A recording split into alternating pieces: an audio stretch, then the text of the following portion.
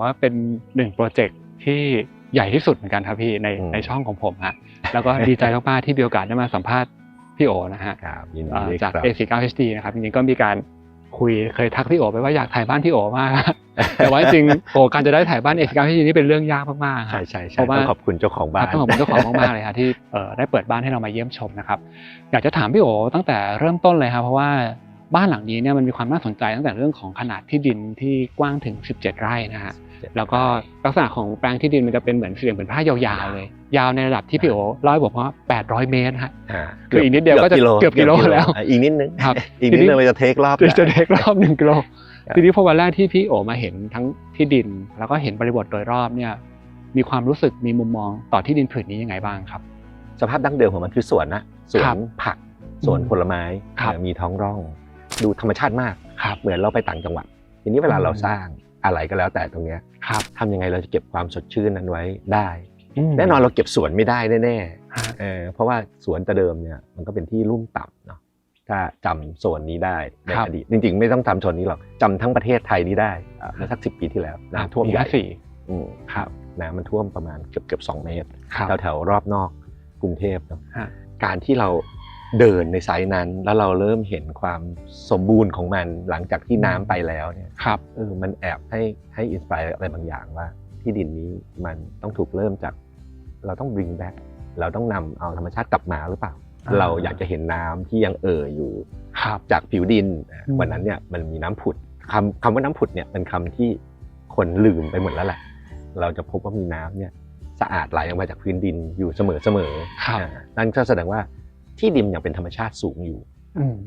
ยากมากนะอยู่ๆการที่เราจะต้องสร้างของใหม่แล้วรักษาไอ้เจ้าน้ำผุดเนี่ยจะทำไงให้ฟีลแบบนั้นมันยังอยู่ความเย็น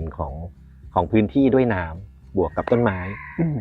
ถ้าสมมติเราทำได้จริงๆซึ่งวันนี้อย่างไอ้เจ้าบาร์น้ำตรงนี้มันก็แอบเกินจากสิ่งที่ผมคาดหวังแหละมันมากกว่าผุดแล้วมันกลายเป็นอินทิเกรตกับฮ็อบบี้ละที่เจ้าของชอบเลี้ยงปลามันก็จะเป็นสิ่งที่เราใช้ในการวางอาคารมองเห็นจากด้านหน้าเลยทำยังไงให้ฟีลเขารู้สึกว่านี่เขากำลังจะออกจากกรุงเทพแล้วนะกลับบ้านทุกวันคือการไปเที่ยวเพราะฉะนั้นไอ้คีย์เวิร์ดตรงนี้มันแอบสำคัญหรือนั่งอยู่ในบ้านทุกวันแล้วเหมือนเราไปนอนรีสอร์ทการทำแบบนั้นได้เนี่ยไอ้เจ้าที่ดินเกือบ1 กิโลเมตรนี่แหละที่มันออฟเฟอร์ไอ้สิ่งเหล่านี้ให้เกิดขึ้นได้โดยที่เราอาจจะไม่ต้องลงทุนลงแรงทำอะไรกับมันมากนอกจากการปลูกต้นไม้กลับคืนมานอกจากการจัดสรรพื้นที่สีเขียวกับพื้นที่น้ำเนี่ยให้มันเหมาะสมกับการใช้งานครับซึ่งอย่างลักษณะการวางผังพี่โอก็จะเอาบ้านไว้ตรงกลางเลยแล้วก็ทางเข้าด้านหน้าก็คือจะมีเหมือนเป็นเจอร์นี่ก็แล้วที่เราขับรถเข้ามาใช่ไหมครับแล้วก็ด้านหลังเองก็จะเป็นพื้นที่สวนอีกกว้างๆลึกๆเลยเพื่อสามารถจะเทควิวเห็นเหมือนกับอยู่ต่างจังหวัดใช่ไหมครับและทีนี้โจทย์ของเจ้าของบ้านนะครับพี่โอ requirement เขามีอะไรบ้างจริงๆโจทย์บ้านนี้มันมี simple มากก็คือเรื่องของลูกชาย3 คนกับเรื่องของตัวเจ้าของบ้านซึ่งเป็นคุณสุรศักดิ์และก็ภรรยาครับสังเคราะห์ว่าแต่ละคนเนี่ยควรจะมีอะไรเท่าไหร่โดยเทียบจากสิ่งที่เขาเคยอยู่ครับแล้วก็ถามถึงสิ่งที่เขาเคยอยู่ว่ามันขาดอะไรมันไม่พอตรงไหนครับอย่างนั้นก็จะถามว่ามีเมทกี่คนเพราะเขาก็มีเมทที่อยู่กับเขามานานๆครับเหล่านี้ก็คือ user เนาะแล้วก็จะเป็น user ที่เป็นสำหรับผมชอบคำว่าใช้ว่าพวงใหญ่อาจจะยิ่งใหญ่กว่าเจ้าของบ้านอยู่แล้วก็จะต้องฟังก์ชันนอลมากๆจะต้องซัพพอร์ตบ้านยังไงที่เรียกว่าเราอาจจะไม่เห็นเมทไม่ได้มายืนอยู่ด้วยกันแต่สามารถจะส่งอาหารขึ้นมาหากันได้ซึ่งอะไรเหล่านี้มันจะเป็นเรื่องของการตั้งโปรแกรมมิ่งซึ่งโปรแกรมมิ่งก็อย่างที่ผมบอกก็คือเราเริ่มไหลไปเรื่อยๆจากคนไปสู่สิ่งมีชีวิตที่ไม่ใช่คนก็คือปลาเนาะซึ่งปลาก็เริ่มจากบ่อเล็กๆที่บ้านเขาจะมีบ่อประมาณสักน่าจะ4x4อยู่มุมนึงของบ้านแต่รู้แล้วว่าชอบปลาเพราะว่าปลาจะอยู่ในทุกๆห้องในบ้านหลังเก่าก็มาตรงบ่อข้างล่างเนี่ยตอนแรกกะว่าจะทำแค่เป็น retention pond เอาไว้สะสมน้ำเก็บน้ำเพราะที่ดินเราใหญ่แทนที่จะทิ้งไปก็ develop ตัวเองมาเป็นบ่อปลาชนิดเลี้ยงในบ่อดินธรรมชาติในขณะที่ข้างบนนะเลี้ยง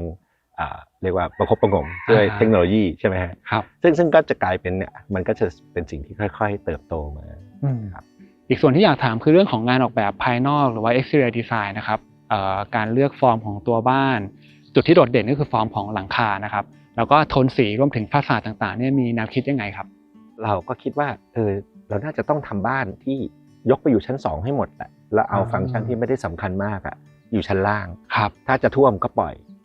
เขาท่วมหรือถ้าจะท่วมเรามีวิธีการบล็อกมันเพราะฉะนั้นเวลาวางอาคารมันก็เลยหลบน้ำส่วนหนึ่งเลยส่วนใหญ่เลยคือการหลบน้ำก่อนนะครั้งแรกทีนี้พอหลบน้ำปุ๊บเราจะทำยังไงได้ถ้าเราจะต้องขึ้นบ้านที่ชั้น2ตลอดเวลานี่มันคงประดักประเดิดนะว่าจอดรถแล้วก็เดินบันไดขึ้นทีนี้ถ้าเรามีที่ดินที่มีระยะมากพอเราก็อาจจะทำทางแรมที่ไม่ดูเป็นแรมคือไม่อยากให้มันดูเป็นแรมเลยอยากให้มันดูเหมือนค่อยๆถ้าไม่บอกก็นึกซะว่าเดินอยู่บนสนามปกติแต่ว่าทีเนี้ยพอเราได้ระดับนั้นด้วยโจทย์ของภัยพิบัติณปีนู้นเราก็ต้องมานั่งคิดว่าแล้วสิ่งที่จะเกิดขึ้นสิ่งที่คนจะเห็นจริงๆเนี่ยมันจะคืออะไรผมเนี่ยติดใจตั้งแต่ความชอบในการเลี้ยงปลาแล้วก็มีปลาที่ผมชอบอยู่เราก็เลยบันนึกถึงไอ้เจ้าหลังของปลาไม่ว่าจะปลาคราฟหรือปลาอะไรก็แล้วแต่ที่เขามาฮุบเหยื่อหรือมาเล่นกับน้ำเนี่ยเราจะเห็นหลังนิดนึงแล้วเราก็อยากให้หลังเนี้ยมันค่อยๆล้อกันต่อกันไปถามว่ามันจงใจจะต้องเป็นปลาแบบปลาจริงๆไหมมันก็ไม่ได้จงใจมันเป็นความรู้สึกเฉยๆของความไหลขององค์ประกอบอาคารครับและมุมเนี้ยมันจะเป็นมุมที่เห็นการไหลนั้นได้ดีสุดมันจะเห็นตัวเล็กและตัวใหญ่แล้วก็วิ่งต่อกันไปเรื่อยๆครับเหมือนพ่อปลาลูกปลาครับคือหลังคาเนี้ยมาเพื่อโปรเทคความร้อนมันก็เลยเป็นรูปทรงที่กลายเป็นสัญลักษณ์ของตัวบ้านครับคือถ้าเราเห็นก็จะเห็นว่ามันมีแมสของหลังคาที่กระจายประมาณสัก4 ก้อนใช่ไหมครับ4 ก้อนก็จะเป็นเหมือนปลาตัวเล็กตัวใหญ่อย่างที่พี่บอกแล้วก็ไลท์กลิ้งด้วยคอนกรีตสแลบระหว่างครับแล้วก็หลังคาเนี่ยคือดูเผินๆเหมือนจะเป็นจั่วนะแต่ว่าถ้าเรามองในแต่ละแองเกิลเนี่ยจะเห็นว่ามันมีความโค้งที่มันแอบซ่อนไว้อยู่ซึ่งโทนสีอาคารโดยรวมก็จะเป็นโทนสีเทาเข้มเลยนะครับเทาเข้มแล้วก็มีหินจะเน้นแค่ความเป็นไม้และวัสดุที่เป็นธรรมชาติโผล่ขึ้นมาครับว่าสีเข้มเนี่ยมันช่วยทำให้อาคารใหญ่ดูเล็กลงครับ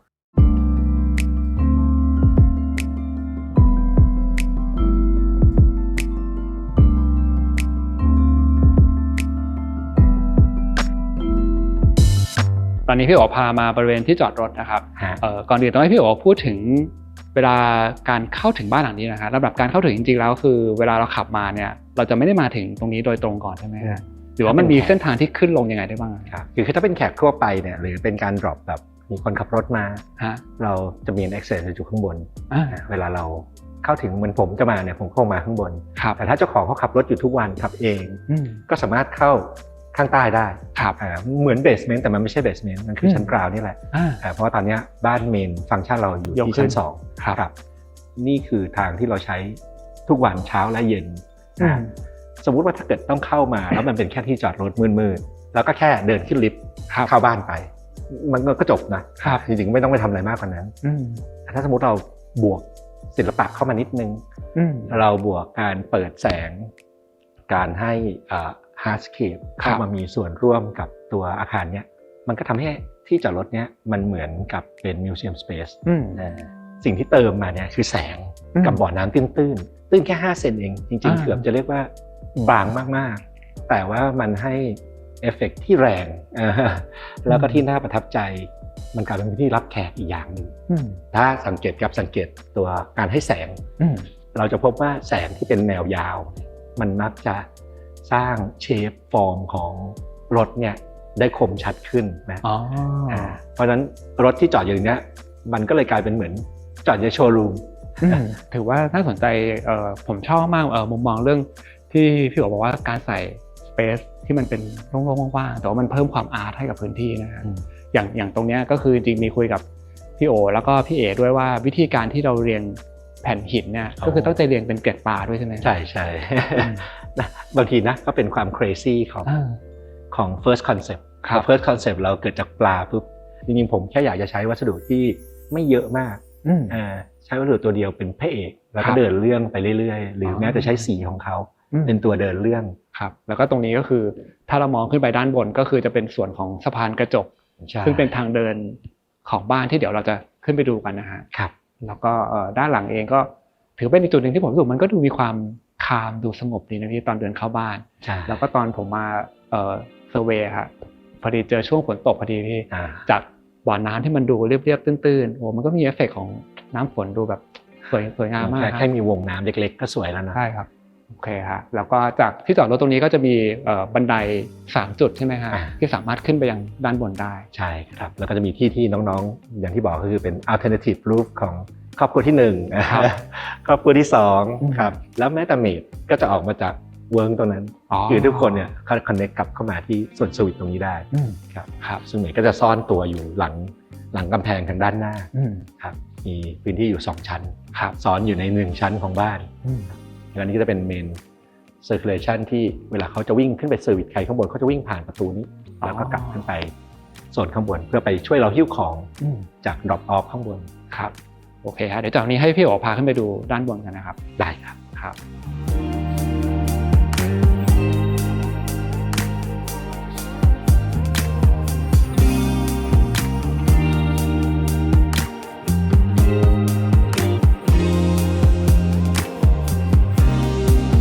ตอนนี้พี่โอพาเข้ามาภายในตัวบ้านนะครับแล้วก็เดินผ่านเมนทรานส์เข้ามาก็จะมาเจอกับมุมนี้ซึ่งโหเป็นมุมที่สวยงามมากครับพี่โอแล้วก็มันให้ความรู้สึกเหมือนเราอยู่รีสอร์ทแบบที่เจ้าของบ้านรีไปเลยนะฮะครับผมครับมันเป็นเหมือนว้าวสเปซแรกครับผมเชื่อว่าถ้าเจ้าของบ้านพาแขกเดินเข้ามาหรือแม้แต่ตัวเขาเองในทุกๆวันเนี่ยมันเหมือนการรีลีสผ่อนให้ความยุ่ง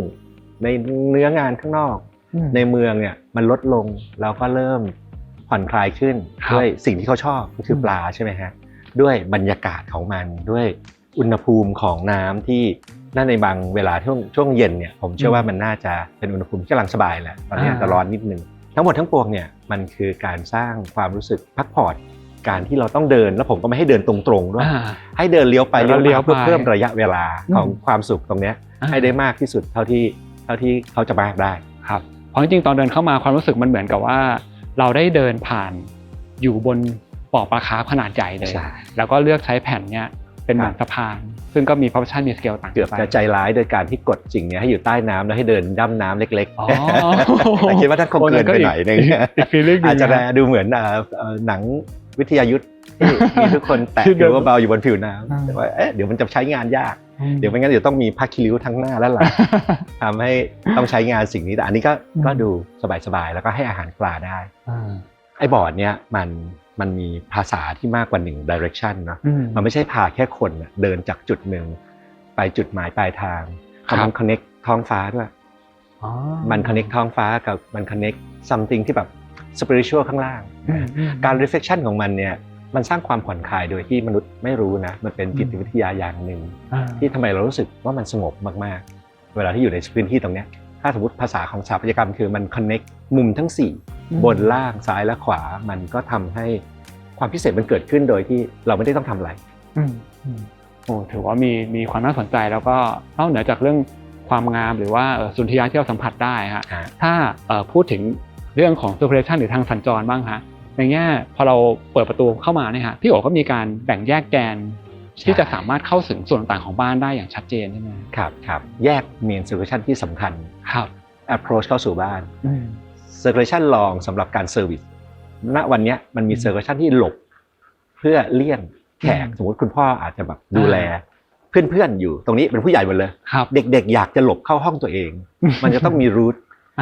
และรูทเหล่านั้นน่ะมันก็จะมีได้หลายฟังก์ชันเช่นอาจจะเป็นรูทที่สร้างความสนุกสนานก็ได้เช่นมันจะมีทางเดินที่เป็นกระจกอยู่ข้างหลังครับซึ่งเป็นมุมถ่ายรูปอีกนอกเหนือจะเป็นมุมหลบคุณพ่อคุณแม่แล้วก็หลบเข้าห้องตัวเองหรือแม้แต่การที่เราconnect คนที่อยู่วิงทางด้านซ้ายกับคนที่อยู่วิงทางด้านหลังเข้าหากันฟอร์มรูปตัว H เนี่ยมันเป็นฟอร์ม centralized มันจะหลอกพาให้ทุกคนมาเจอตรงกลางนั้นไอ้ตัว H เนี่ยมันแอบสอดรับกับความเป็นครอบครัวครับจริงๆถ้ามองจากแปลนตัว H ที่พี่โอบอกก็คือตรงกลางเนี่ยเป็นส่วน common area เรายังพอเห็น living อะไรอย่างนี้แล้วนะครับแล้วก็มันจะแยกออกเป็น2ฝั่งของตัว H เนี่ยก็คือจะมีเป็นห้องนอนของลูกชายคนโตครับแล้วก็อีกฝั่งนึงก็จะมี master bedroom กับห้องนอนของน้องเจ้าของอีก2ห้องครับซึ่งจริงลักษณะมันก็เหมือนจะแยกออกไปเป็นแต่ละวิลล่าใช่แล้วแต่ว่าสุดท้ายต้องมารวมกันตรงกลางใช่แล้วทำยังไงให้เขาอยู่ห่างกันในระยะที่สบายใจครับแล้วก็ยังคงรับรู้ถึงการอยู่ของแต่ละคนได้ผมว่าไอ้เจ้าศิลปะตรงเนี้ย architect เองอ่ะต้องเป็นคนนำเสนอและการเดินห่างมากๆบางคนก็อาจจะรู้สึกว่าเบื่อแต่การเจอร์นี่ในบ้านหลังเนี้ยมันคือการเจอร์นี่ผ่านสิ่งสวยงามเพราะฉะนั้นความน่าเบื่อของมันในการเดินคนอาจจะบอกว่าเดิน5 เมตร10 เมตรก็เบื่อแล้วไกลจังบ้านนี้อาจจะอยากขอมากกว่า10 เมตรเพื่อจะได้ enjoy สิ่งที่อยู่รอบๆครับแต่เมื่อกี้ที่พี่โอ๋พูดน่าสนใจฮะคือทุกๆก้าวในการเดินถึงแม้ว่าบ้านใหญ่แต่ว่าถ้าเกิดเราทำให้ระหว่างทางเดินที่มันเป็นดูเหมือนเป็นทาง transition เนี่ยมันดูมีความน่าสนใจทุกก้าวก็คือการพักผ่อนไปในตัวนะใช่ซึ่งนี่คือสิ่งที่อยากถามพี่โอ๋ต่อเพราะว่าพี่โอ๋เคยเล่าให้ผมฟังตอนบรีฟว่าแบบทางเดินของบ้านหลังนี้จะไม่ใช่ทางเดินธรรมดาแต่มันเป็นทางเดินที่พี่โอ๋ตั้งใจใส่ความพิเศษเข้าไปอาจจะเป็นเรื่องของประสบการณ์ด้วยใช่ไหมครับใช่มันน่าจะมีทางเดินอยู่3ฟีเจอร์ในฟลอร์นี้ก็คือทางเดินข้ามบ่อปลาที่บ่อปลาเราจะพยายามจะแตะบางๆบนผิวน้ำให้รู้สึกเหมือนเราเดินอยู่บนใบบัวเบาๆครับทางเดินที่เป็นกระจกเนี่ยมันจะเป็นทางเดินที่สร้างประสบการณ์ใหม่อาจจะไม่มีบ้านไหนทำเราอาจจะเจอแต่ในซีนิครูทของสถานที่ท่องเที่ยวแต่พอมาทำในบ้านปุ๊บมันเป็น Instagram shot ของแขกๆของเพื่อนๆของน้องๆนะครับคอริดอร์ไม้ที่มันเดินยาวเพราะว่ามันจะต้อง connect ไปที่ปลายของแต่ละขาตัว H เนี่ยเราใช้ architecture ในการทำดีเทลเพราะนั้นหลายๆคนจะลืมคิดแต่คอนเซ็ปต์แต่ลืมคิดดีเทลแต่ในขณะที่ดีเทลของจอยไม้ของแผงหินของริทึมของเสาเนี่ยมันถูกคิดโดยใช้ aesthetic value ใช้ความงามใช้การรับรู้จากการสัมผัสการเห็นครับคราวนี้มันเป็นเรื่องของ architecture แหละว่าเราจะทำดีเทลตรงนั้นยังไงให้ดูมีคุณค่าองค์ประกอบของแสงโครงสร้างแสงสว่างที่เกิดจากธรรมชาติที่เป็นจังหวะคล้ายๆเราเดินอยู่ในรีสอร์ทหรือเดินอยู่ในมิวเซียมสเปซนะจริงแค่ติดรูปเยอะๆก็กลายเป็นมิวเซียมแห่งหนึ่งสบายๆในบ้านนี้ครับจริงๆก็น่าสนใจเพราะว่าอย่างทางเดินแต่ละจุดที่พี่โอบอกเนี่ยเอลิเมนต์ที่ผมเลือกใช้มันก็แตกต่างกันเลยมีกระจกบ้างมีไม้บ้างวิธีการจัดเลือกเราก็เลือกได้หมดเลยสมมติอย่างพี่โอพูดแค่เรื่องไลท์ติ้งเนี่ยจะทำเป็นดวงกระจายไปทีละจุดไหมหรือเป็นสตริปปิ้งไปอะไรอย่างนี้ก็ได้หมดเลยใช่ไหมครับมันก็จะเล่าคนละแบบไปแล้วแต่ภาษาของเราพออยู่มุมนี้เนี่ยก็จะเห็นส่วนของหลังคาชัดเจนขึ้นอยากให้พี่โอพูดถึงดีเทลในการดีไซน์หลังคานิดนึงได้ไหมครับทั้งในเรื่องของโครงสร้างแล้วก็พวกวัสดุต่างๆครับเราอยากให้มันรีเลทกับรูปทรงของหลังของปลาที่เขาดำผุดดำว่ายอยู่ในน้ำที่เขามาฮุบน้ำทีเนี้ยพอเชฟของมันเกิดขึ้นแบบนั้นก็เลยอยากทำให้มันสมูทนะเพราะฉะนั้นจริงๆเวลาถ้าเราสังเกตตัวโครงสร้างนี้จริงๆเนี่ยมันจะไม่ใช่จันทันที่เป็นจันทันโครงสร้างมันจะกลายมาเป็นเหมือนทรัสฟอร์มคือทั้งหลังคาที่จันทันแล้วก็ซัพพอร์ตด้วยเสาโครงสร้างมันสมูทโค้งได้ความเนียนสวยผู้รับเหมาเองก็ต้องมีสกิลแล้วก็มีความรู้ในเรื่องของการจัดการกับเหล็กที่มันจะต้องขึ้นรูปโค้งมีความละเอียดมีความสุนทรีคล้ายกับเป็นดีไซเนอร์ด้วยตัวของเขาเองซึ่งเพราะฉะนั้นพอมันเป็นคอมบิเนชันของทีมงานที่มันเข้าใจกันเนี่ยหลังคาเนี้ยมันก็เลยเกิดขึ้นได้โดยที่ไม่เป็นเซกเมนต์เล็กๆไม่งั้นผมจะต้องยอมรับจากการที่สันเนี่ยไม่ได้โค้งหลังคาจำเป็นเพราะว่ามันต้องเป็นสเกลที่เล็กพอที่เขาจะโอเวอร์เลย์กันแล้วก็คล้ายกับเกล็ด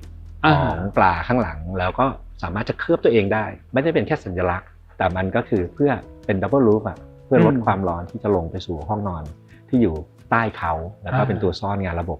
หลายแหล่ที่สถาปนิกไม่ชอบที่จะเห็นเครื่องแอร์ที่จะเห็นแทงน้ำนะเกาะอยู่ข้างๆบ้านทั้งหมดคือซ่อนอยู่ข้างบนหมดเลยนะซ่อนอยู่ข้างบนหมดมีทางเข้าไปเซอร์วิสได้ครับแล้วก็มีลมผ่านเขาได้ครับถ้าที่ผมเห็นก็คือตัวโครงเหล็กเนี่ยมันจะเป็นเหมือนเป็นกริดซ้อนกันอันนี้คือหมายถึงว่ามันทำโครงทั้งแผงทั้งหมดเป็นสำเร็จรูปแล้วก็มาวางเลยไหมครับหรือต้องมาออกไลน์หน้างานเป็นชุดๆก็จะไม่ได้เป็นลักษณะเหมือนเดิมที่เราต้องมาค่อยๆวางจันทันทีละอันอันนี้คือมันเป็นทั้งแผงเลยใช่ไหมชุดนะคือมันถูกดีไซน์ทำให้ทั้งจันทันแล้วก็คร่าวกลายเป็นเนื้อเดียวกันเลย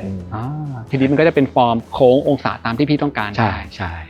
มันก็จะดูเป็นการปลิวมากขึ้นหลังคาจะมีความพลิ้วขึ้นกว่าปกติข้างๆก็จะเห็นว่ามันเปิดตัวเองออกครับโอเคฮะเดี๋ยวจากวันนี้ให้พี่โอพาไปดูตรง cover terrace นะครับ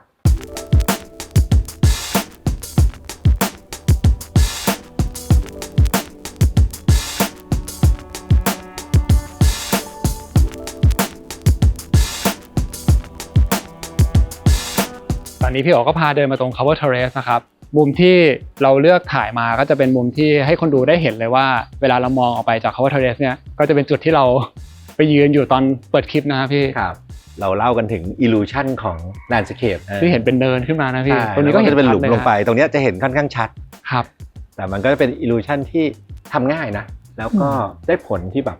ค่อนข้างชัดเจนเนาะดูเหมือนที่ดินยาวขึ้นไปอีกที่ดินยาวจริงๆที่ดินมันยาวอยู่แล้วนะครับด้วยตัวของมันเองแต่ว่าในความรู้สึกของเราจะรู้สึกว่ามันยาวขึ้นไปอีกมันมีเนินครับจริงๆทั้งหมดทั้งปวงนี่คือการขุดลงแล้วก็สร้างให้เกิดเป็นไอ้เจ้าคลองเล็กๆเพื่อจะทำให้น้ำในพื้นที่ดินของเราเนี่ยเขาไหลลงไปสู่แหล่งน้ำธรรมชาติและในขณะเดียวกันแหล่งน้ำธรรมชาติก็กลับมาหาเราได้ในตอนที่เราจำเป็นต้องใช้เติมน้ำเพื่อรดน้ำต้นไม้และอื่นๆก็คือด้านหลังของศาลาที่อยู่ปลายสุดของสวนเนี่ยก็คือจะมีเป็นคลองธรรมชาติด้วยจุดตรงเนี้ยมันก็จะเป็นจุดพักผ่อนหลักของตั้งแต่เราเดินเข้ามา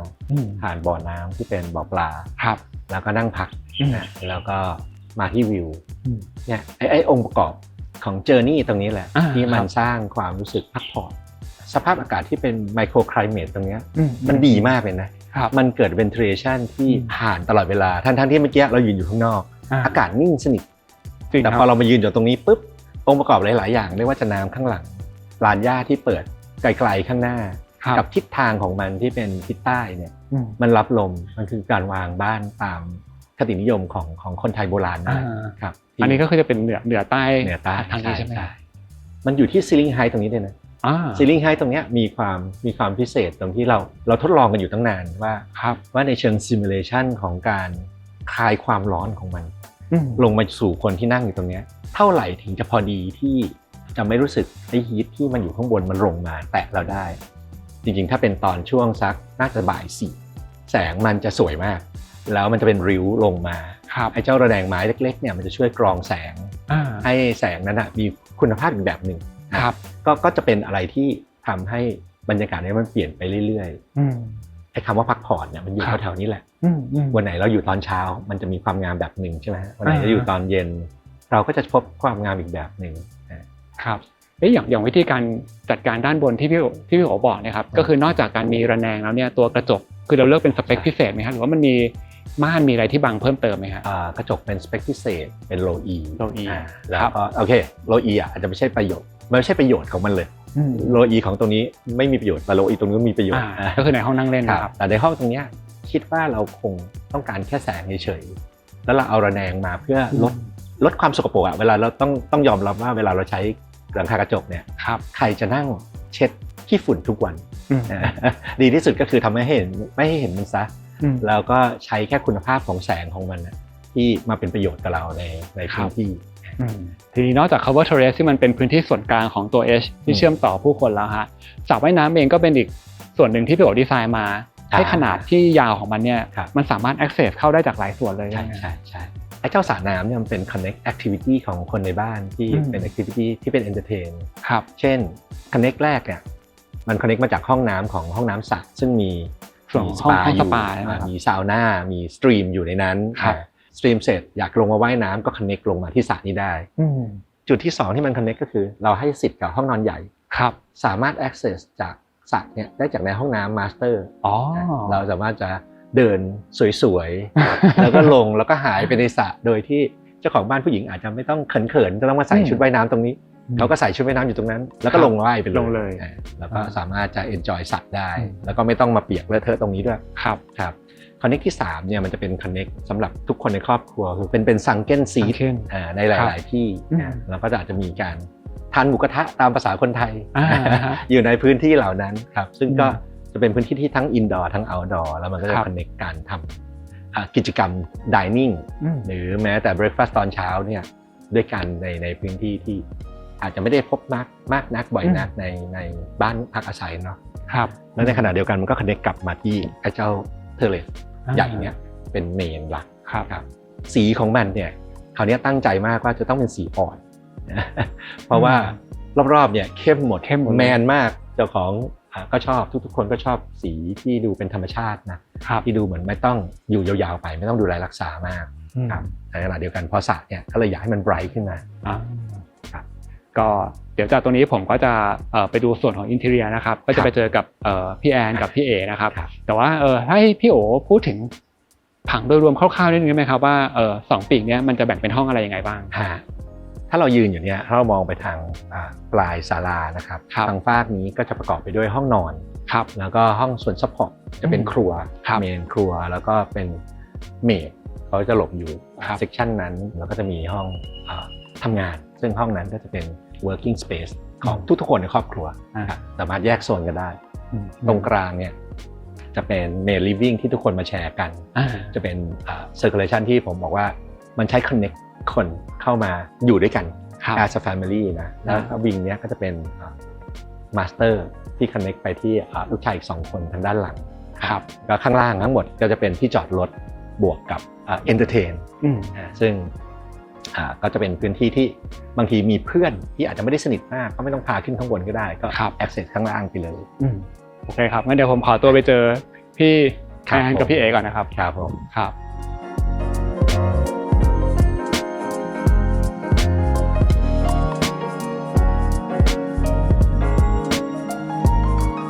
ตอนนี้ก็มาอยู่กับพี่เอแล้วก็พี่แอนนะครับซึ่งรับหน้าที่ในการดูแลอินทีเรียของบ้านหลังนี้นะครับอยากจะถามถึงภาพรวมของงานออกแบบภายในก่อนครับว่ามีแนวคิดยังไงบ้างครับส่วนใหญ่เวลาเราทำงานนะครับงานอินทีเรียกับสถาปัตย์ของที่บริษัทเนี่ยจะเป็นการคุยร่วมกันในการที่จะทำงานแต่ละโปรเจกต์ขึ้นมาเพราะฉะนั้นจะเห็นได้ว่าจากห้องนี้สเปซการเชื่อมต่อระหว่างตรงที่เป็นทางเข้าเมนเอนทรานซ์จนเข้ามาถึงห้องลิฟวิ่งเนี่ยจริงๆแล้วมันเหมือนจะเป็นแอเรียเดียวกันเลยกั้นแค่กระจกนะฮะแล้วตัววัสดุที่ใช้เนี่ยเราใช้เรื่องของตัวฝ้าไม้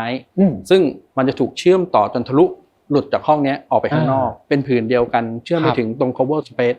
ข้างนอก cover terrace ฮะทีนี้ตรงระหว่างตรง2จุดเนี้ยไอตัววัสดุที่เราใช้งานก็คือตัวผนังซึ่งเราจะใช้หินกาวที่ทะลุต่อเนื่องกันทำให้บ้านมันดูเป็นมวลก้อนเดียวกันความพิเศษของบ้านเนี้ยมันก็จะมีแสงธรรมชาติเข้ามาเป็นส่วนหนึ่งของการออกแบบของเราด้วยเพราะนั้นฝ้าเพดานที่เราเห็นเนี่ยมันก็จะออกแบบด้วยไม้ระแนงเข้ามาแต่จริงๆแล้วในเนี้ยเราจะซ่อนฟังก์ชันอย่างอื่นเอาไว้เช่นตัวผ้าม่านที่สามารถที่จะเลือกปิดเปิดได้ในเวลาที่เรากลัวว่าแสงมันจะรบกวนมากเกินไปนะก็สามารถจะปิดแอเรียเนี้ยทำให้มันดูนิ่งๆสามารถจะใช้ในสเปซอย่างอื่นได้เหมือนกันครับก็จริงพี่โอเองก็มีพูดเรื่องความสำคัญของด้านบนนะคะที่ทำเป็นระแนงตั้งแต่ส่วน cover terrace แล้วก็เชื่อมต่อมาถึงด้านในแล้วก็ตัวหินกาบเองก็เห็นว่าในแง่ของการก่อสร้างเนี่ยครับก็คือต้องมานั่งเรียงกันเป็นทีละแผ่นเลยใช่ไหมครับ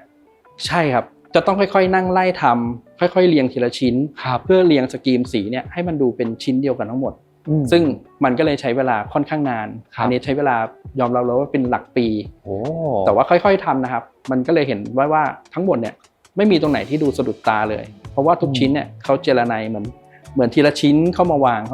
รับตั้งใจทำมากจริงๆใน1 วันก็คือเห็นว่าได้แค่ไม่กี่ตารางเมตรใช่ไหมครับใช่ไม่กี่ตารางเมตรครับก็ถือว่าเป็นวัสดุหลักเลยแล้วก็ในบางมุมของบ้านก็คือเป็นระนาบผนังใหญ่ๆสูงๆนี่เลยนะครับ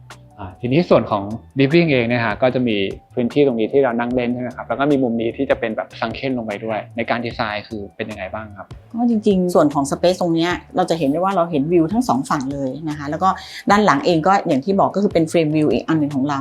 พยายามกดตรงในส่วนของรับประทานอาหารให้กลายเป็นซังเค้นลงไปเพื่อที่จะเปิดมุมมองให้สามารถจะเห็นวิวแบบได้ชัดเจนไปด้านหลังนะคะและในการนั่งเองก็เป็นอีกประสบการณ์หนึ่งแปลกไปจากการนั่งโต๊ะทานข้าวมันก็จะมีความรู้สึกเหมือนโคซี่ขึ้นนะคะแล้วก็นั่งแบบล้อมๆกันได้อาจจะนั่งเล่นทานขนมทานอะไรอย่างอื่นได้แล้วก็สามารถจะดูทีวีได้ด้วยค่ะแล้วก็การเชื่อมต่อไปยังส่วนของ cover terrace ก็คือตรงนี้จะมีเป็นประตูบานที่แบบหมุนได้ใหญ่ๆค่ะใช่แล้วก็ส่วนฝั่งนี้เองจะเชื่อมต่อไปยังส่วนของครัวได้หรือเปล่าใช่ค่ะก็คือจริงๆประตูก็จะเปิดไปฝั่งตรงข้ามก็จะเป็นครัวนะคะค่ะในครัวก็จะเป็นpantry ก็คือครัวที่เจ้าของบ้านใช้แล้วก็เอามาเซอร์วิสใช้บริเวณนี้ด้วยนะคะก็ข้ามไปก็เป็นครัวซึ่งครัวเราเองเราก็ออกแบบให้มีแสงสว่างนะคะเข้ามาในครัวแล้วก็ครัวเองเราก็ดีไซน์เป็นไอแลนด์ใหญ่ๆนะคะไอแลนด์ที่มีลักษณะโอเวอร์ไซส์นิดนึงโอเวอร์สเกลนิดนึงเพื่อที่จะให้ดูเป็นฟีเจอร์หนึ่งของครัวนะคะแล้วก็ไอตัววัสดุก็ใช้สแตนเลสค่ะก็คือมีความแบบพิเศษนิดนึงสำหรับครัวครับ บ้านหลังนี้เองก็จะมีการใช้เฟอร์นิเจอร์ของทางบอดรี่ด้วยนะครับซึ่งตอนนี้ผมก็มาอยู่กับพี่ริวนะครับเรามาเริ่มมาที่ห้องครัวครับจริงๆพี่เอกพี่แอนก็มีการบอกแล้วว่าห้องครัวนี้เนี่ยก็จะใช้ไอแลนด์เป็นแบบโอเวอร์ไซส์เลยอันนี้ของแบรนด์ Eckermann ใช่ครับแบรนด์นี้จะเป็นของเยอรมนีท็อปก็จะเป็นไม้จริงครับแล้วความพิเศษถ้าแกลบดูตรงนี้ครับมันก็จะเป็นสเตนเลสที่หนา6 มิลเลยครับมันเป็นฟู้ดเกรดก็คือทำอาหารบนนี้ได้จริงๆตัวนี้ก็ถือว่าน่าสนใจมันจะชื่อว่า Silver Touch ใช่ซึ่งมันจะดูมีความแบบคือละมุนดูเนียนน่าใช้งานใช่ก็ถ้าสแตนเลสที่เราใช้กันทั่วปกติจะเป็นสเตนเลสแฮร์ไลน์มันก็จะมีความเป็นขนแมวแต่พอเยอรมันเขาทำเป็น Silver Touch และหนาถึง6 มิลมันก็ทำให้ดูความแข็งแรงแล้วก็เป็นคิวบิกแล้วก็ texture ก็จะไม่ได้แบบมันวาวใช่มันก็จะซ่อนบางทีเราใช้งานแบบหนักหรือว่าให้เชฟเทเบิลมาทำเนี่ยบางทีเชฟมาทำอาหารที่ครัวเราก็ยังดูแลง่ายมันก็จะไม่เห็นรอยชัดเจนมันก็จะดูแบบเนียนไปครับอีกหนึ่งส่วนที่ผมชอบมากก็คือตู้ด้านหลังตรงนี้นี่จะเป็นรุ่น Work Turn ใช่ไหมใช่ครับตัวเนี้ยที่เราดีไซน์กับทางเจ้าของบ้านแล้วก็ A19 เพราะว่าพื้นที่ด้านหลังเรามีพื้นที่น้อยด้านหลังเราจะติดเสาโครงสร้างและพี่ก็เลยคุยว่ามันเป็นรุ่นใหม่ของเยอรมันก็คือเราสามารถหยิบอุปกรณ์มาวางได้เลยแล้วมันก็ทำให้เราเก็บของจานชามอะไรต่างๆได้แล้วว่าพอเราปิดปุ๊บมันก็เรียบร้อยแล้วก็เป็นการใช้ชุดครัวที่แบบดูมันซ่อนไปกับผนัง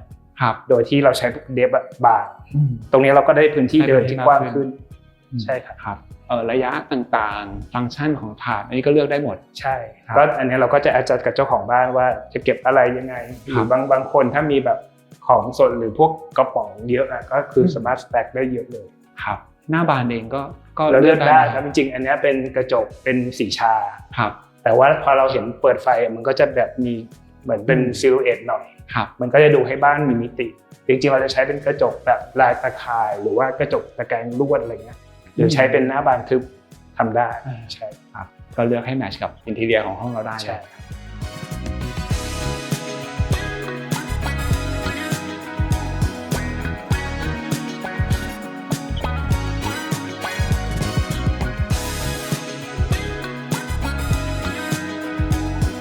ตอนนี้พี่เอกก็พามาดูพื้นที่ส่วนของห้องทำงานนะครับซึ่งจริงๆห้องนี้ก็จะเป็นห้องแรกเลยตอนที่เราผ่านเมนเทรนเข้ามาในแอเรียเนี้ยมันจะเป็นแอเรียที่ตัวลูกค้าเองกับลูกๆจะได้ใช้ร่วมกันฟังก์ชันโดยรวมของก้อนนี้มันจะเป็นก้อนที่เป็นดับเบิลสเปซเพราะฉะนั้นดับเบิลสเปซปุ๊บข้างล่างก็จะกลายเป็นส่วนของทำงานของทุกๆคนเวลาที่มีอะไรต้องทำก็จะมาทำในแอเรียของตัวเองซึ่งวัสดุที่เรามีเนี่ยที่เราเห็นทั้ง5ชิ้นเนี่ยมันเปรียบเหมือนกับคาแรคเตอร์ของแต่ละคนในแต่ละห้องของเขาที่เราใช้หมายถึงห้องนอนส่วนตัวของเขาใช่เราก็หยิบยกออกมาใช้อย่างคีย์หลักก็คือเจ้าของบ้านเมนก็คือใช้ไม้เป็นหลักเราก็เอาไม้ถอดรหัสมาเป็นไม้ในพื้นที่ที่เขาต้องใช้งานอย่างพี่ผู้หญิงต้องใช้ตัวกระจกเราก็แทนค่าขึ้นมาครับแล้วก็ลูกๆอีก3คนก็จะแทนเป็นหินอ่อนจริงหินเทียมแล้วก็ตัวสแตนเลสเพราะฉะนั้นไอ้คาแรคเตอร์พวกนี้มันก็เกิดจากการที่เราหยิบจับจากสิ่งที่มีอยู่แล้วในบ้านแล้วก็ถ่ายออกมาเป็นเฟอร์นิเจอร์ครับแต่ด้วยสเปซห้องนี้ก็แทนที่จะมีแค่ห้องทำงานก็เผื่อมีไว้ในชั้นลอยก็คือจะเป็นส่วนที่คล้ายๆเหมือนเป็นห้องสมุดเล็กๆเป็นมีส่วนที่นอนได้อะไรเงี้ยแล้วก็มีสามารถที่จะคอนเน็กระหว่างข้างบนมาหาห้องทำงานได้เผื่อใครต้องทำงานดึกก็สามารถขึ้นไปเอนจอยไปนอนเล่นได้อะไรครับมันมีเรื่องของการซ้อนของเกล็ดปลาอะไรครับเราก็เลยมีการออกแบบตัวฉากกั้นซึ่งจริงแล้วมันก็คือแทนเหมือนแทนม่านเอามากั้นในเรื่องของแสงที่มันจะเกิดขึ้นที่จะกวนสายตาเวลาดูทีวีอะไรครับ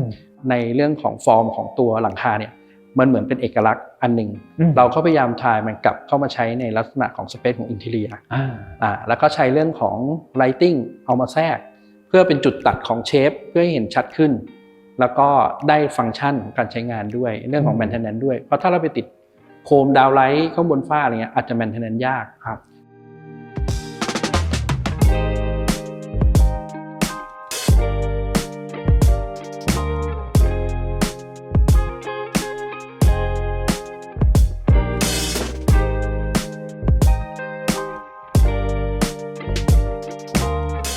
จากห้องทำงานครับตอนนี้เราก็เดินตรงมาเรื่อยๆนะครับเราจะมาเก็บปีกฝั่งนี้ให้หมดก่อนนะครับ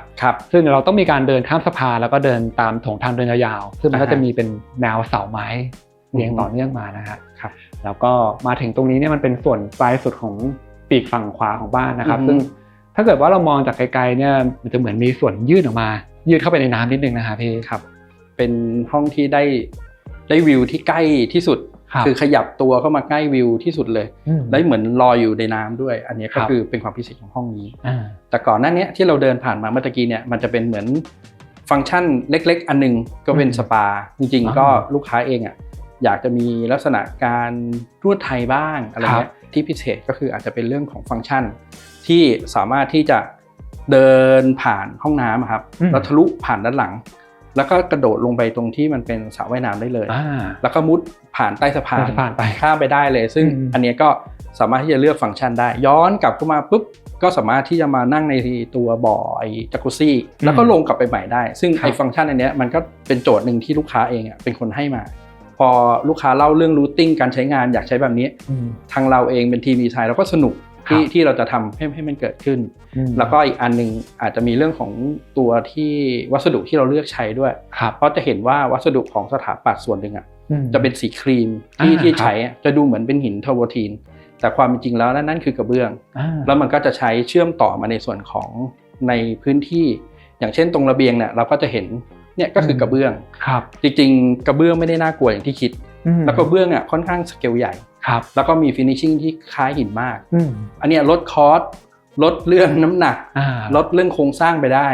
อาจจะอินเทรนนิดนึงคือไม่ต้องห่วงเรื่องแผ่นดินไหวว่ามันจะมีการอะไรหรือเปล่าโอเคครับเดี๋ยวจากตรงนี้เราจะไปดูอีกปีกหนึ่งของตัวบ้านนะครับซึ่งก็จะต้องเดินผ่านตัว cover terrace ไปก็ฝั่งนั้นก็จะมีเป็นห้องนอนหลักแล้วก็ห้องนอนลูกอีก2ห้องใช่ไหมครับใช่ครับ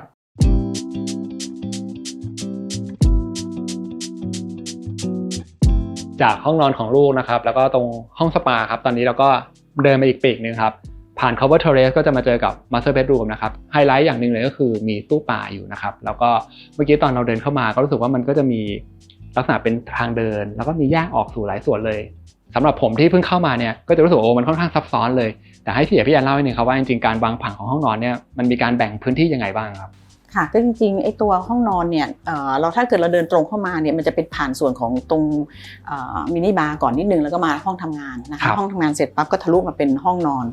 ซึ่งห้องนอนเดี๋ยวเราจะทะลุไปห้องน้ำคือจริงๆการทำผังบริเวณนี้เราก็ทำลักษณะเหมือนเราเอาตู้ปลาเนี่ยเป็นส่วนกลางของบริเวณของห้องนอนแล้วก็ห้องน้ำแล้วก็ห้องแต่งตัวซึ่งอยู่ด้านหลังตู้ปลาอีกทีนึงค่ะคือจริงๆแปลนก็เหมือนเป็นตัวโอที่เดินวนได้โดยรอบเลยใช่ไหมครับใช่แต่ว่าเข้ามาจะเจอ walk-in closetใช่ก็แยกไป walk-in closet ก่อนแล้วก็มาห้องนอนแล้วห้องนอนก็ทะลุไปห้องน้ำแล้วก็วนกลับไป walk-in closet อีกทีค่ะตอนนี้ตัวตู้ปลาเองเนี่ยก็เหมือนเป็นตัวแบ่งระหว่างห้องนอนแล้วก็ห้องน้ำอยากจะให้ทั้ง2บริเวณนี้เห็นตู้ปลาได้เหมือนกันนะคะก็เป็นสิ่งพิเศษสำหรับการออกแบบตรงบริเวณนี้นะคะแล้วก็อีกส่วนหนึ่งก็คือมันทำให้ถ้าเกิดในเวลากลางวันถ้าเกิดจากวิวจากแสงที่เข้ามาถึงห้องนอนเนี่ยมันจะสามารถทะลุผ่านตู้ปลาแล้วก็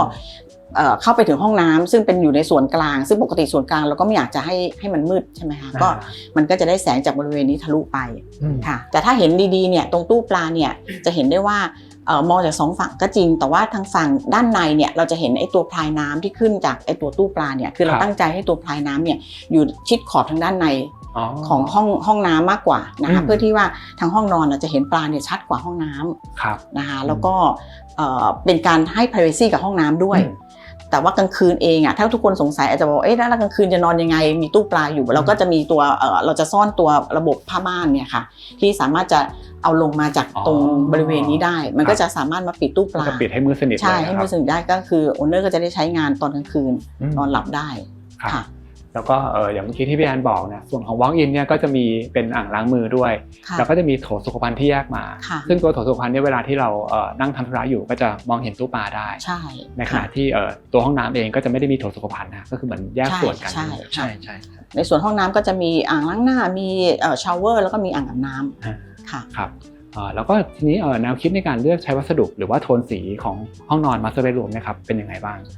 ก็ยังคงคอนเซปต์การใช้ไม้เพราะว่าเจ้าของบ้านเองก็ชอบไม้ซึ่งมันจะเป็นวัสดุที่ค่อนข้างวอร์มนะคะก็เห็นได้ว่าเราก็มีผนังไม้แล้วก็เชื่อมเป็นฝ้าไม้เชื่อมลงมาอีกฝั่งนึงนะคะแล้วก็ส่วนสกรีนสีอื่นๆก็อาจจะมองให้ดูแบบมืดๆดิมๆนิดนึงเพื่อให้ดูแบบมีบรรยากาศในการใช้งานในห้องนอนครับค่ะ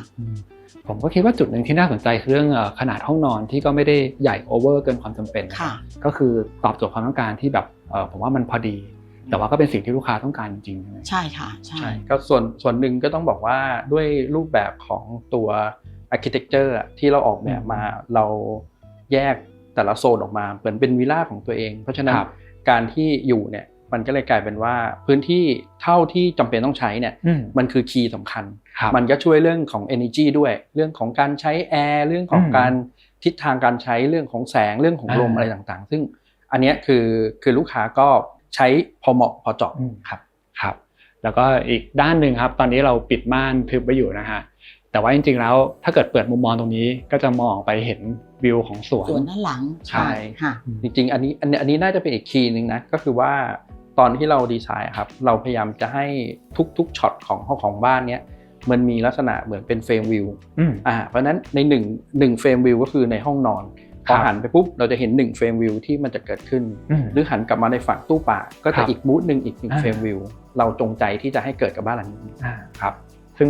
นอกจากตรงห้องนอนตรงนี้ตรงมุมทำงานก็มองก็ไปเห็นวิวได้ด้วยใช่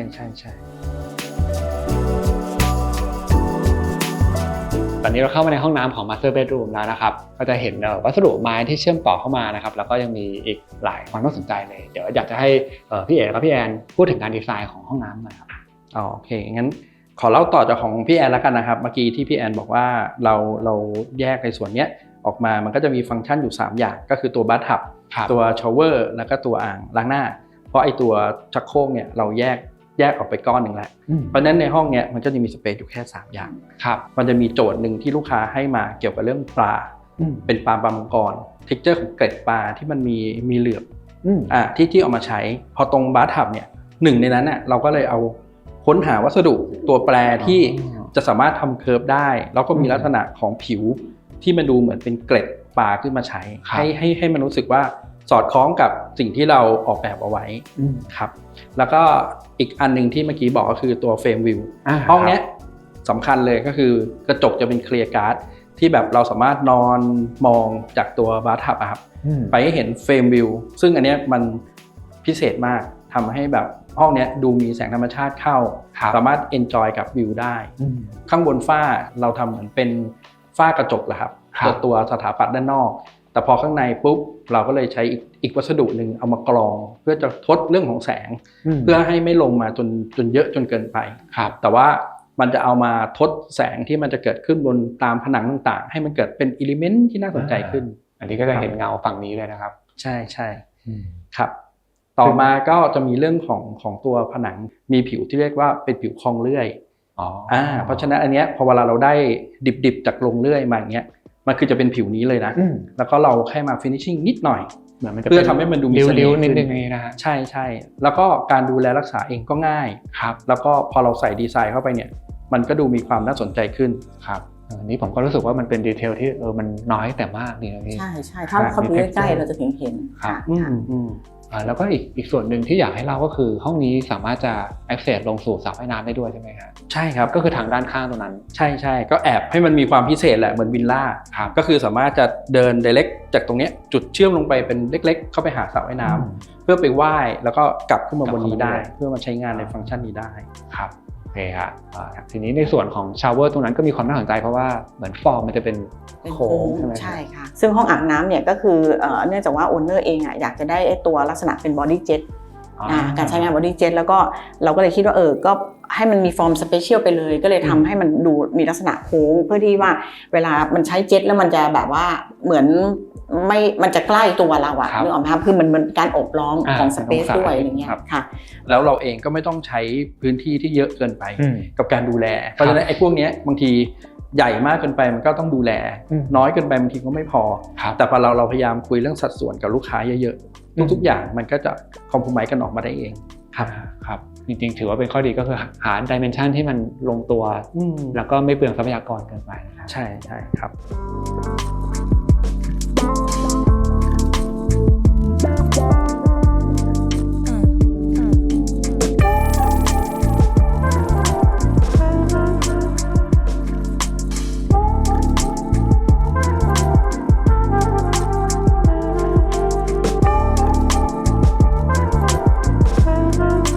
จากห้องนอนหลักนะครับเราก็เดิน ครับ ตามโถงทางเดินมายาวๆครับตอนนี้เรามาถึงอีกส่วนหนึ่ง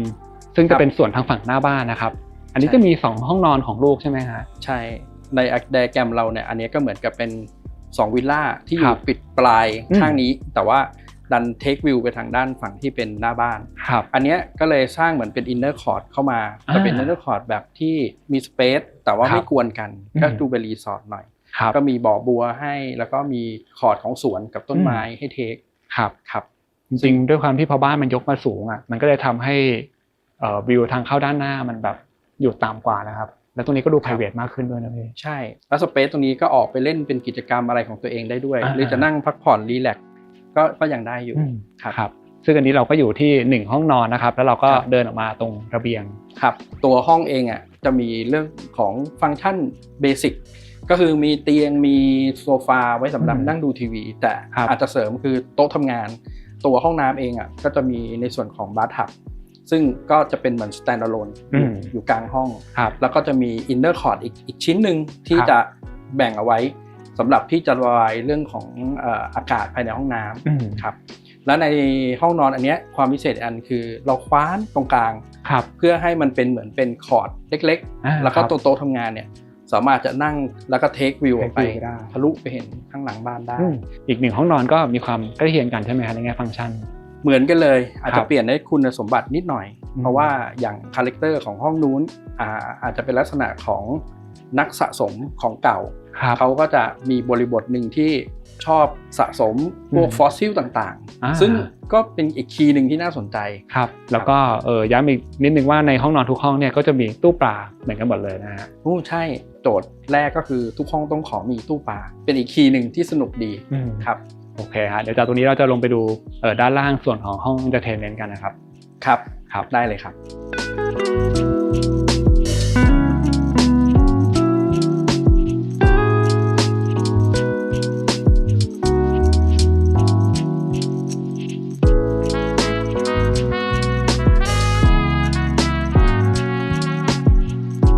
ตอนนี้เราเดินลงมาด้านล่างนะครับ ครับ ใกล้ๆกันกับที่จอดรถเนี่ยก็จะมีห้อง entertainment room ครับห้องนี้เนี่ยตอนแรกผมก็นึกว่าเป็นห้องที่ไม่ได้กว้างมากแต่พอเปิดประตูออกมาเนี่ยโอ้โหมันลึกมากเลยนะแล้วก็มีหลายฟังก์ชันมากนะครับให้พี่เอ๋เล่าถึงการดีไซน์ห้องนี้นิดนึง โจทย์แรกที่ลูกค้าให้มาในเรื่องของการยกบ้านหนีน้ำท่วมเนี่ยมันเลยกลายเป็นว่าตัวบ้านเนี่ยการออกแบบของเราเนี่ยมันค่อยๆไล่สเต็ปขึ้นมาเรื่อยๆมาทำให้แบบความสูงห้องข้างล่างเนี่ยมันก็เลยได้ปริมาณที่มีความสูงค่อนข้างเยอะเลย คุยกันในเรื่องของฟังก์ชันก็อยากให้มันเป็นส่วนเหมือนกับเด็กๆได้มาแฮงเอาท์เป็นส่วนที่เสียงดังได้แล้วก็อยู่ข้างใต้ถุนบ้าน ครับ แต่ว่ากลายเป็นสเปซดีมากเพราะว่าเนื่องจากความสูงที่ได้ แล้วก็สเปซเองด้วยความที่พอมันได้เราไม่อยากซอยให้มันเป็นห้องแต่เราอยากให้ห้องมันเกิดขึ้น จากการที่เราจะเลือกที่เราจะปิดมันหรือเปิดมันก็ได้ตอนนี้พอเราเปิดมันเนี่ยเราก็เลยต้องมาคิดลักษณะของบานตัวการเกล็ดซ้อนทับของปลาเอามาเป็นตัวเกี่ยวข้องรูปแบบของตัวฟอร์มของเซกชันของปลาที่เป็นรูปตัดเหมือนเป็นวงรีครับก็เอามาใช้อย่างในห้องนี้ก็จะเป็นเหมือนห้องส่วนของโต๊ะสนุกเล่นพูลนั่งง่ายๆแต่ถัดไปจากนี้ก็จะเป็นห้องโฮมเธียเตอร์พอถัดออกไปที่ระเบียงด้านนอกซึ่งอันนี้ก็จะกลายเป็นเหมือนกึ่งๆเป็นโต๊ะอาหารแล้วก็สามารถที่จะเทควิวในคอร์ดที่มันเป็นเหมือนกับเฟรมวิวข้างล่างที่เหมือนเป็นกึ่งๆทะเลสาบซึ่งวิวมันก็สวยในรูปแบบระนาบที่มันอยู่ด้านล่างครับและหนึ่งในนั้นก็ตัวบาร์เองเราก็ใช้เรื่องของลักษณะของปลาในเกล็ดปลาคือเป็นการซ้อนของเลเยอร์เรื่องของการใช้ของแสงที่เอามาเน้นฟอร์มให้เห็นว่ามันมีการเคลื่อนไหวกันยังไงบ้างครับเหมือนเป็นริทึมเหมือนเป็นจังหวะของน้ำที่เกิดขึ้นก็ดีไซน์ครับแล้วก็อีกมุมหนึ่งที่น่าสนใจมากคือห้องน้ำบริเวณโซนนี้นะครับซึ่งจะอยู่เดินจากนี้ไปนิดนึงนะครับใช่จริงๆห้องน้ำนี้ถือว่าเราเรียกมันว่า wow space ตัวหินกราบเนี่ยมันจะไหลต่อเนื่องไปทุกๆ area หนึ่งใน area นั้นน่ะก็เป็น area ที่เรานำเสนอว่าเราอยากให้มันลักษณะเหมือนการคว้านผิวที่หยาบโดยการที่เราทำแท่งสีขาวที่ดูเนี๊ยบมากๆทะลุออกไปตรงกลางเพื่อให้มันดูเท่และดิบขึ้นมาได้อันนี้ก็น่าสนใจกับของเล่นที่เรารู้สึกว่าเราอยากเล่นกับคอนเซปต์ของเราอีกอันนึงก็คือเรื่องของตัวเคาน์เตอร์อ่างล้างหน้าเราใช้น้ำวิ่งผ่านตัวที่มันเป็น ไฟ LED อะครับ ครับ ทะลุผ่านน้ำที่มันกำลังวิ่งผ่านให้มันเป็นพรายน้ำ ครับ ขึ้นไปทัชที่บนฝ้าเพดาน มันก็จะเกิดเป็นเรื่องราวที่สนุกเวลาที่เราอยู่ในห้องน้ำก็กึ่งเหมือนแอบเซอร์ไพรส์นิดนึงเวลาเราใช้ก็แอบมีของเล่นที่ไปทัชบนฝ้าครับ แล้วก็บนชั้นนี้ก็จะมีห้องนอนแขกแล้วก็จะมีห้องฟิตเนสด้วยใช่ไหม ใช่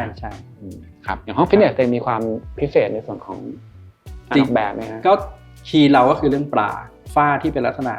ลายขัดกันเหมือนขนมเปียกปูนนะครับได้ไอเดียมาจากเหมือนปลาตะเพียนให้มันมีคอนเซปต์ผูกไปเรื่อยๆทุกขั้นครับ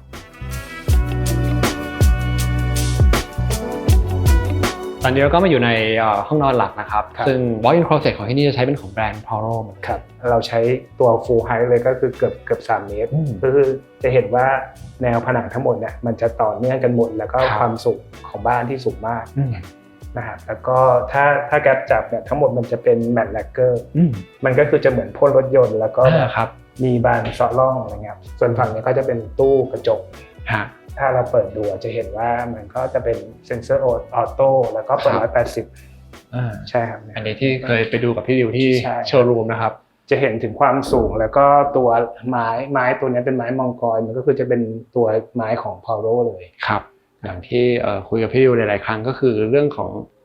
ความมินิมอลในการดีไซน์ที่มันแบบดูเรียบคลีนแต่ว่าจริงๆฟังก์ชันนี่เวิร์กมากๆฮะแล้วก็อย่างแค่การเปิด180เนี่ยบานมันพลิกกลับไปซ้อนกันก็ไม่มีการสะดุดไม่มีอะไรนะ มันจะพลิกกลับเข้ามาในชนในเฟรมของมัน ครับ ใช่ครับ แล้วก็จะมีอีกส่วนหนึ่งที่เราสามารถทำฟังก์ชันพิเศษได้ก็คืออย่างหน้าบานที่เห็นเนียนๆแบบนี้เนี่ยอาจจะไม่ต้องเป็นตู้เสื้อผ้าเสมอไปก็ได้ใช่ไหมฮะ ใช่ อาจจะเปิดมาแล้วเป็นห้องข้างในก็ได้เก็บพวกกระเป๋าเดินทางก็ได้ ใช่ หรือเป็น เป็น โต๊ะเครื่องแป้ง storage สโตเรจอะไรเพิ่มเติมด้านในก็ได้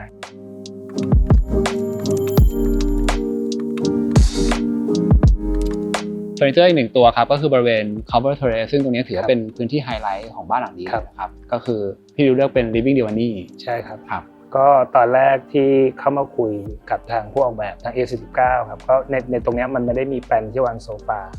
แต่ว่าผมมาที่เนี้ยบ่อยมาหลายครั้งเลย แล้วก็มีความคิดว่ามันน่าจะมีโซฟาก็เลยมานำเสนอเจ้าของบ้าน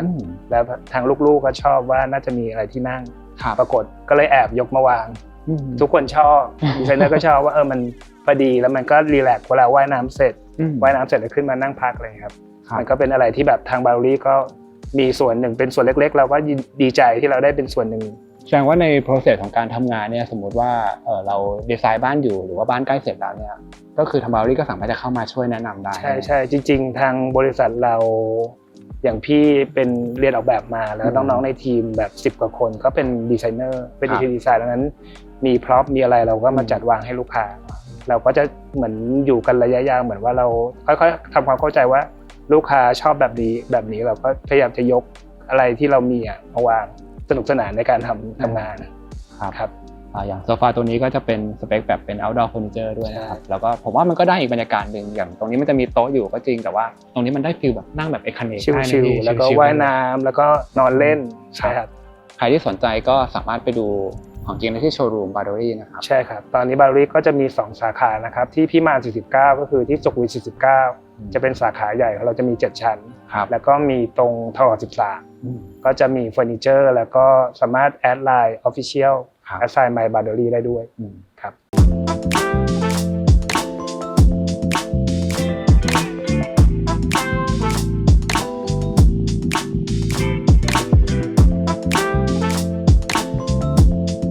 หลังจากที่ได้ไปดูบ้านกับพี่เอ๋พี่แอนครับตอนนี้กลับมาเจอพี่โอ๋อีกครั้งหนึ่งนะครับ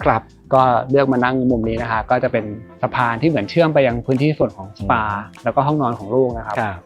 จริงๆมีอย่างหนึ่งที่ผมชอบในบ้านหลังนี้แล้วก็พี่โอ๋พูดตั้งแต่ตอนต้นแล้วว่าเรื่องของทางเดินในบ้านหลังนี้เนี่ยมันจะไม่ใช่ทางเดินธรรมดาเป็นทางเดินที่มันสร้างอารมณ์ความรู้สึกแล้วก็ประสบการณ์ให้กับคนที่อยู่อาศัยนะฮะซึ่งส่วนตัวแล้วเนี่ยผมเองก็รู้สึกว่ามันดูพิเศษมากจริงๆนะพี่ในบางพื้นที่เนี่ยที่เรารู้สึกว่าผมมันเป็นทางเดินยาวๆโล่งๆเลยที่หลายคนอาจจะคิดว่ามันค่อนข้างเวสเฟนเปลืองเนี่ยนะฮะแต่พอมันเจอธรรมชาติในหลากหลายรูปแบบอะเราได้รับความรู้สึกนั้นจริงๆครับพี่เราอยากให้พี่โอ๋พูดถึงวิธีการดีไซน์พื้นที่เหล่านี้ฮะอาจจะเป็นมุมมองให้กับน้องๆที่เรียนอยู่หรือแม้กระทั่งการที่พี่จะคอนวินให้ลูกค้ายอมเชื่อว่าแบบพื้นที่แบบนี้มันจำเป็นสำหรับบ้านนะมันต้องทำยังไงยากเนาะยากใช่ไหม ยากนะจริงๆส่วนหนึ่งอ่ะก็ อาจจะเป็นด้วยประสบการณ์แหละ อืม แล้วมันก็เป็นพัฒนาการที่ค่อยๆเพิ่มขึ้นพอถ้าสมมติในพูดถึงการอธิบายเพื่อจะได้ convince เนี่ยพี่ก็เชื่อว่าแปลนไม่ได้ช่วย perspective ไม่ได้ช่วยเลยอาจจะดูสวย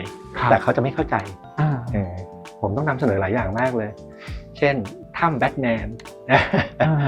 เรื่องราวที่ทุกๆคนรับรู้ได้หรือแม้แต่พาไปชม